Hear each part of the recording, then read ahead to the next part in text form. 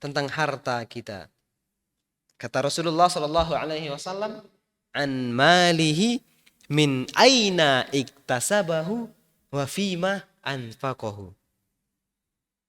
Kalau pada hari kiamat, ya, kedua kaki kita tidak akan bergerak, tidak akan bergeser kecuali akan Allah tanyakan kepada kita, dari mana harta kita dan kemana kita gunakan. Bukan hanya ditanya dari mana hartamu, bukan hanya itu, bukan hanya sampai dari mana kamu dapatkan uang ini, bukan.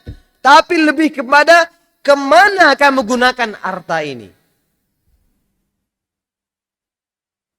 Kalau kita berbicara tentang harta, ya, ketahuilah wahai saudara-saudara sekalian, fitnah umat Nabi Muhammad adalah harta. Apa kata Nabi? Inna likulli ummatin fitnah. Wa fitnah ummati al-mal. Setiap umat itu ada fitnahnya. Dan fitnah umat Nabi Muhammad apa?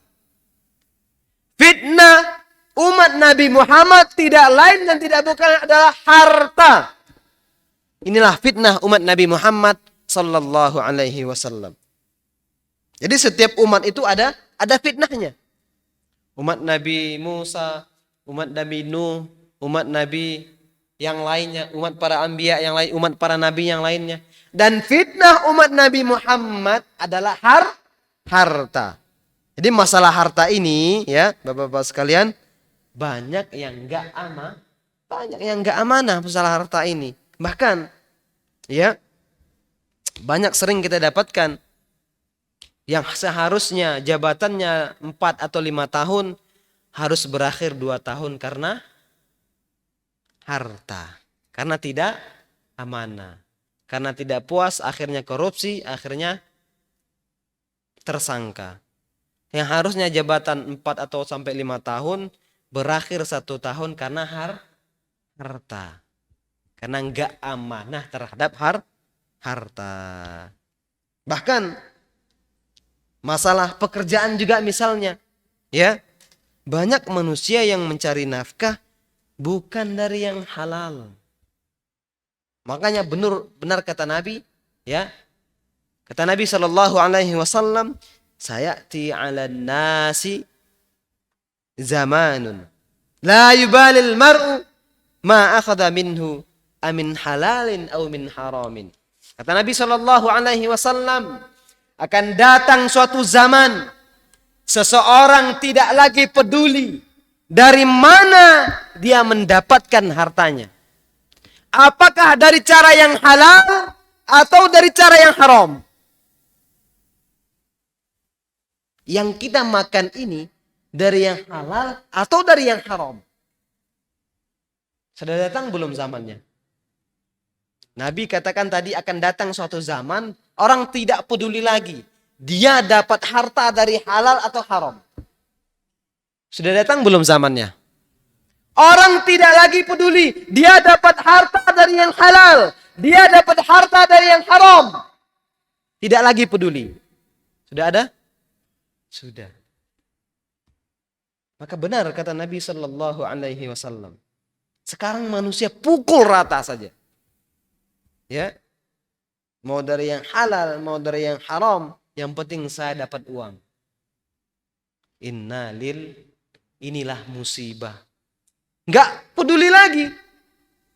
Saya menafkahi anak istri saya dari yang haram atau dari yang halal, tidak peduli. Yang penting dapat uang. Inna lillahi wa inna ilaihi rajiun. Ini musibah. Seseorang tidak lagi peduli dari mana dia dapat hartanya. Min halalin atau min haramin. Makanya bapak-bapak sekalian, saudara-saudara yang saya cintai karena Allah Subhanahu wa taala.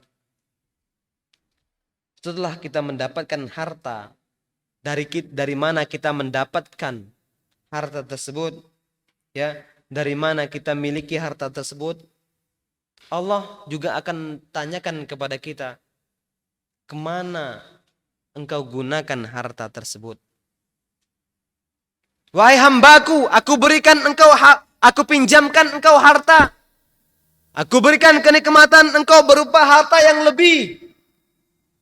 Ada enggak engkau gunakan harta tersebut untuk menolong agama Allah?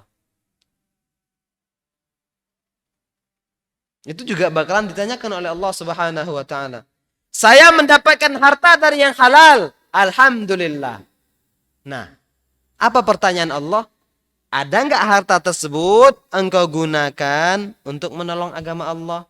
Ada enggak harta tersebut engkau gunakan untuk menolong dakwah ini? Ada enggak engkau gunakan harta tersebut untuk membantu anak yatim? Untuk membangun masjid? Untuk membantu fakir miskin? Untuk membantu orang yang lemah? Untuk membantu orang yang membutuhkan? Ketika aku pinjamkan engkau harta yang lebih, ada enggak engkau gunakan harta tersebut untuk membangun masjid? Kata Allah. Lalu apa jawaban kita? Apalagi untuk membangun masjid. Apa kata Nabi? Man bana lillahi masjidan, banallahu lahu baitan fil jannah.